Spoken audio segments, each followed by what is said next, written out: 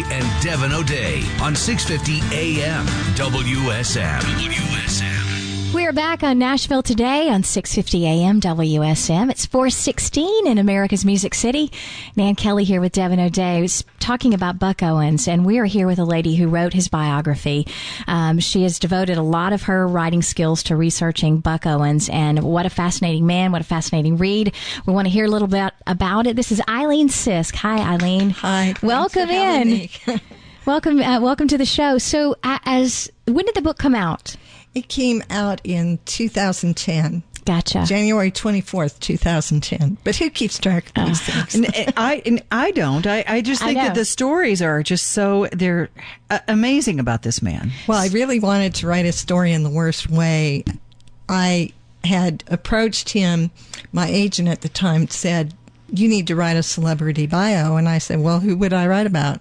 She said, write about a country music star. You know about country music. So I wrote to about 10 different people, and he was the only one who answered back and sent me a box set of his CDs and everything. And we carried on a correspondence from there. He would write me handwritten letters and put a little tie tack of red, white, and blue guitar on it that said Buck to hold it together. But we became pen pals of sorts, I guess you could say, and then he invited me to come out and meet with him in Bakersfield, and that was on actually 19 years ago, almost 19 years ago, on April 4th of 97 is when I met with him. It was at 4 p.m. at 4/4. So I remember that. Now, that is an impressive person that impacts your life, that you remember the date and the time that you met him the first time. Well, he was kind of a very impressive figure because he was real tall and I won't say beefy, but he was just a big man. Yeah. And he had a big presence. And he was really warm. You know, you could just feel the charisma oozing from him. And people think of Buck and think charisma, but oh, no, he was a very warm personality when you met him, you know. But then he could be the other way, too, to certain people. But when I met him, it was like, you know, we clicked, and we had spent maybe an hour and a half up in his office there above the Crystal Palace, you know, talking about different things. And of course I wanted to hear stories about his songs and such, but he ended up telling me all these stories about women, lawsuits, paternity suits. And I was like a sponge just soaking it up, you know. But years later, we went around and around about doing his story for a while, and he eventually decided that he didn't want to write a book about himself. And so I had run into Doyle Hawley, who was the bass player for the Buckaroos for many years, at the Continental Club at a Buck Owens birthday bash in Austin, Texas. And I asked him if he would intercede and go to Buck and ask him, you know, put in a good word for me, tell him that I was the one to write his life story. So Doyle said, well, send me a copy of your book and I'll read it. That's my first book about honky-tonks. And if it's any good, I'll call back. So he called me 2 weeks later, said he'd read the book and loved it, and it called Jim Shaw. And he said, well, Jim Shaw said that was one of Buck's later Buckaroos, Jim Shaw, and he was on Hee-Haw too. Mm-hmm. But he was working in Buck's office as his right-hand man at the time. So anyway, Jim told Doyle that Buck had decided to go with a couple of guys and was doing tapes on his own. And I said, well, it would have been nice for him to tell me.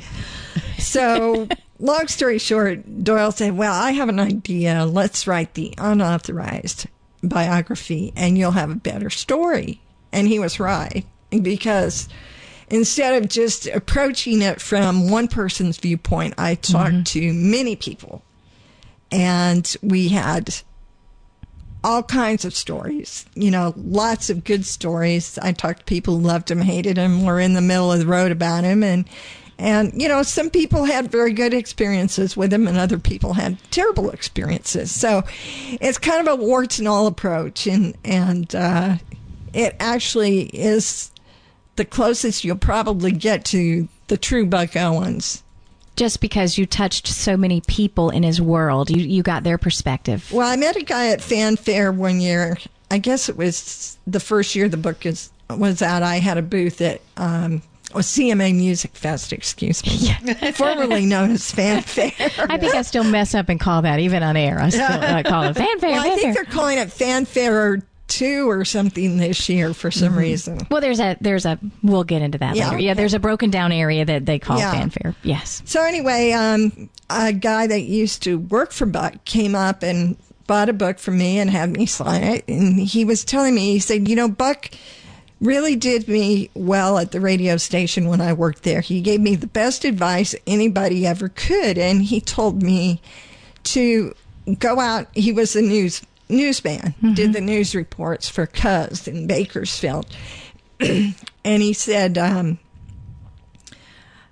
want you to go out and talk to everybody who's not in charge, because that way you'll get the best stories. And I said, well, that's interesting, because that's what I did writing this book. Yeah. I talked to all the buckaroos that were alive that weren't under NDA agreements, and the ex-lovers and the ex-wives and the folks on Hee-Haw. Roy Clark and Lulu Roman. Lulu Roman loved Buck. She adored Buck. And Janet J., of course, who was married to him for 17 months, not 3 days, which is popular belief. But that was part of a story that Buck spun about that marriage, but they were together for 17 months.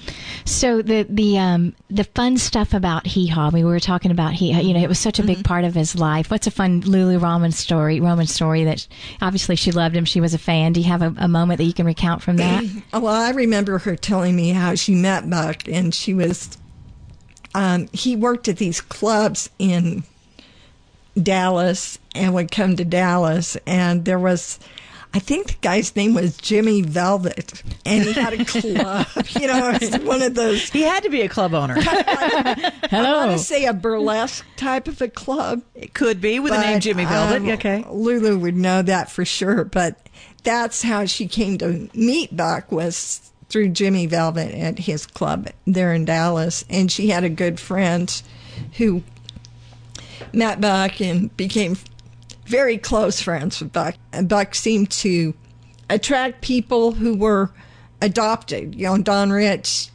he was in the Buckaroos. You'll find out that he was kind of adopted, but that's a long, involved story in the book. But he had a real knack for picking up these young artists that were had not come from the best family background as far as their upbringing. Yeah, their upbringing, and kind of taking them, nurturing them along. Yeah. The thing about Buck that I was always really impressed with, when he spoke to you, he didn't look around to see who else was around. He didn't look down at his feet. He looked you right in the eye, and you felt like you were the only person in his world at that moment. Kind of like that Garth Brooks. Exactly. There's nobody else in the room. They give you your full attention.